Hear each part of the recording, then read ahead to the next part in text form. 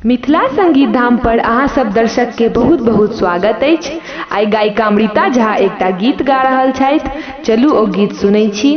गीत नीक लागे तो चैनल के सब्सक्राइब करबे, वीडियो के लाइक करबे, अपन दोस्त संगे ई गीत के शेयर करबे और बेल आइकन दबेनाइ बिल्कुल नहीं बिसरबे। धन्यवाद।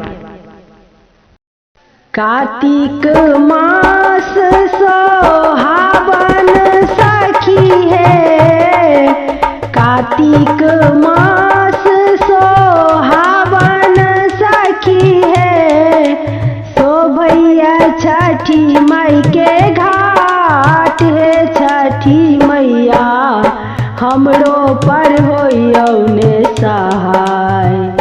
कार्तिक मास सोहावन सखी है, शोभैया छठी मई के घाट है। छठी मैया हमरो पर होइयौ ने सहाय, हमरो पर होइयौ ने सहाय है। छठी मैया हमरो पर होइयौ ने सहाय है। दीनानाथ हमरो पर होइयौ ने सहाय।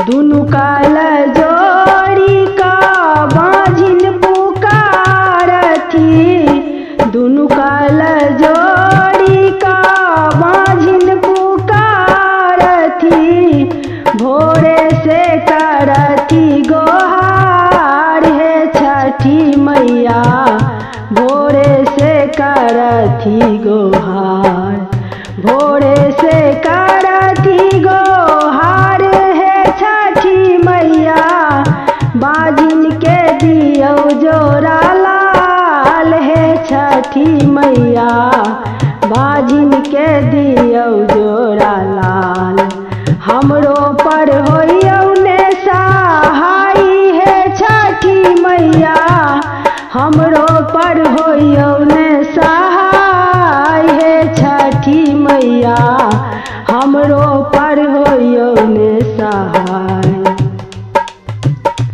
दुनु काल जोड़ी का निर्धन पुकारथी, दुनु काल जोड़ी का निर्धन पुकारथी, भोरे से करथी गोहार है। छठी मैया भोरे से करथी गोहार, भोरे से करथी गोहार है। छठी मैया सुखी रखियौ ने संसार है। छठी मैया अन्न धन से भरियौ भंडार, अन्न धन से भरियौ भंडार है। छठी मैया हमरो पर होइयौ ने सहाय है। छठी मैया हमरो पर होइयौ ने सहाय।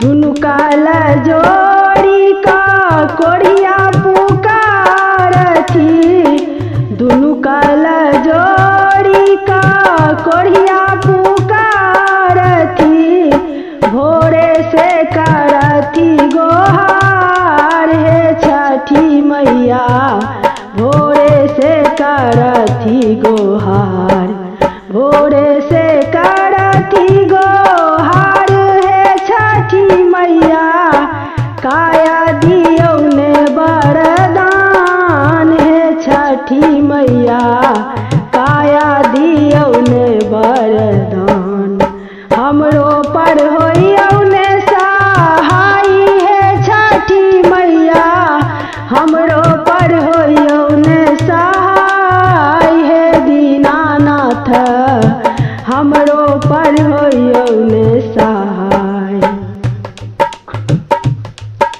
सब सखी मिली झूली शरण में ठाड़ छी, सब सखी मिली झूली शरण में ठाड़ छी, भोरे से करै छी गोहार है। छठी मैया भोरे से करै छी गोहार, भोरे से करै छी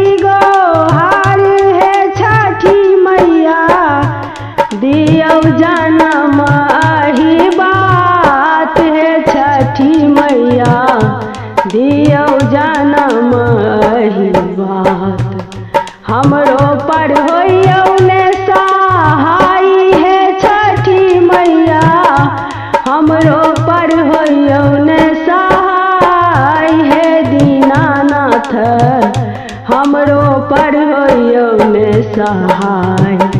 कार्तिक मास सोहावन सखी हे, कार्तिक मास सोहावन सखी हे, शोभैया छठी माई के घाट हे छठी मैया, हमरो पर होइयो ने सहाय, हमरो पर होइयो ने सहाय हे दीनानाथ, हमरो पर होइयो ने सहाय हे दीनानाथ, हमरो पर होइयो ने